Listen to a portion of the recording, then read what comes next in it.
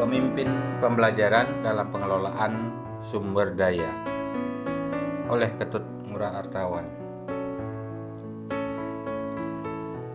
Memimpin merupakan keterampilan untuk mempengaruhi orang lain.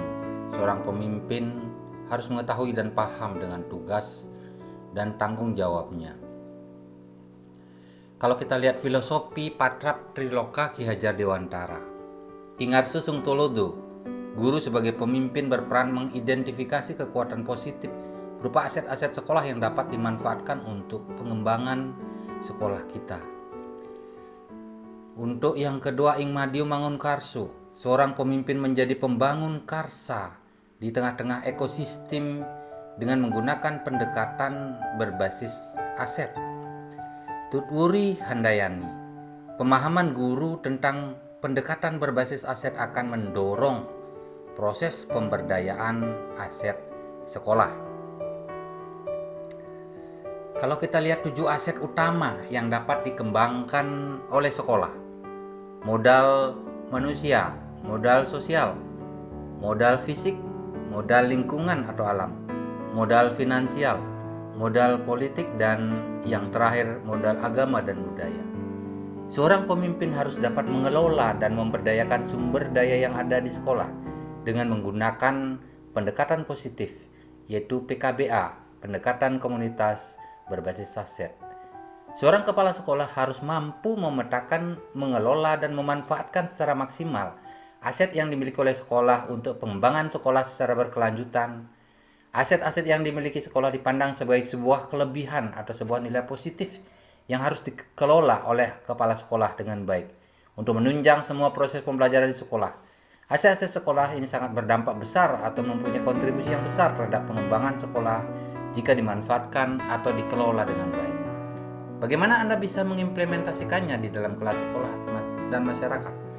Harus memahami dulu pemimpin pembelajaran yang mengelola sumber daya sekolah, mengkomunikasikan dengan seluruh stakeholder sekolah, bersama-sama memetakan 7 aset sekolah berdasarkan potensi dan kekuatan positif, berkolaborasi dalam pengelolaan dan pemanfaatan aset sekolah.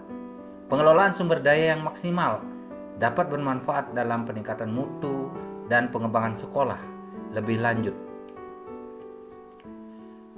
Bagaimana hubungan pengelolaan sumber daya dengan proses pembelajaran?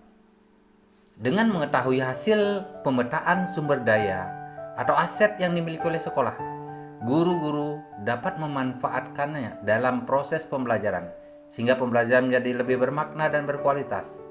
Hal ini dimungkinkan karena sebagai guru harus kreatif dalam memodifikasi sumber daya yang ada di sekolah sebagai media pembelajaran.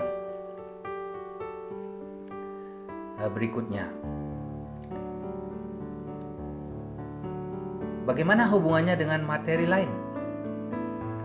Pemimpin dalam pengelolaan sumber daya akan berperan penting dalam pemetaan dan pengelolaan aset-aset sekolah untuk dimanfaatkan dalam proses pembelajaran yang berpihak pada murid. Dengan penerapan pembelajaran berdiferensiasi dan KSE, serta penumbuhan budaya positif sekolah demi peningkatan kualitas diri murid yang kodrati melalui kegiatan pembinaan seperti konseling, mentoring, dan coaching.